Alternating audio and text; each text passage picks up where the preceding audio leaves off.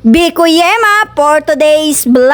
At bago nga po tayo magsimula mga kaprensi ay gusto ko nga po muna kayong batiin ng Merry Christmas! At kung ano man po ang ating inapagdaanan, financial man yan o emotional o ano man pong karamdaman ay sana po ay panatilihin nating nakangiti. At sa mga nakakatanggap nga po ng regalo, abay sana all. Dahil nga po hindi lahat naman ay nakakatanggap ng regalo. Kaya naman po sa mga nakakatanggap ng regalo, malaki man po yan o maliit ay matuto tayong mag-appreciate at magpasalamat. Bali nga po nilagyan natin yan ng OB flavor. At takpan na nga po muna natin yan dahil nga po yan ay atin munang asaing. Ay nagluto nga din po tayo ng ganari kahit nga po tayo ay walang inaasahang bisita dahil nga po tayo ay magatago. Ay haha. Kaya naman sa mga inaanak ko, hanapin nyo ko. Shout out nga din po pala sa mga OFW all over the world. Nakapagpadala na ba kayo? At paalala ko nga lang din po bilang former OFW, abay wag nyo pong ipadala lahat. Dahil nga po magtira kayo ng pambili ninyo ng pangulam na indomie, itlog at sardinas para kayo ay mayroong lakas. Dahil pagkatapos ng Christmas, wala na silang pera, kailangan mo na ulit magpadala.